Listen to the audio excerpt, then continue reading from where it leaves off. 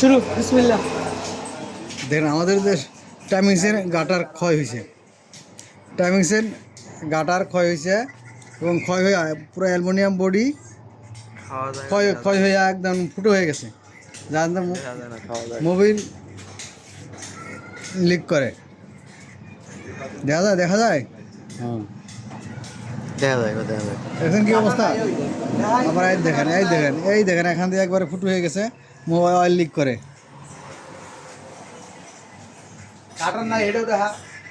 গাটার তো নাই, ওই গাটার ছিল না বিদায় তো ক্ষয় হয়েছে।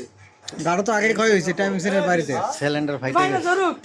এটা কি করতে জ্বালাই করতে হবে, মাল খাওয়া পরে পলিশ সাইজ করে পরে লাগাইতে হবে। ডিসকভার 100 আমার কইতে বলতে হবে এটা কাইটটা এটা স্লিপে এটা উড়ে লইতে পারে উড়ে না এখানে জ্বালাই করে মাল খাওয়াবে, মাল খাওয়ানোর পরে পলিশ করে দেবে, পরে পরিষ্কার করে দেবো তাই না?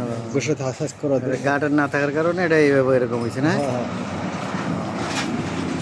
গাটার নষ্ট হওয়ার পরে এটা চেনে এটা বাইরে কথা করছে গাতা করে পরে চীনের বর্ষা হয়ে তার ইরাক র্যাক হয়ে গেছে, চীনের বর্ডার হয়ে গেছে। বোঝা গেছে। যাই হোক ভাই, আমরা এরকম ভুল আর কেউ না করি। টাইমিং সেন লুজ হইলেই যেন আমরা টাইমিং সেনের কাজ করে নেই, তাহলে আমাদের অবশ্যই ভালো জিনিস ভালো থাকবে, এটুকুই।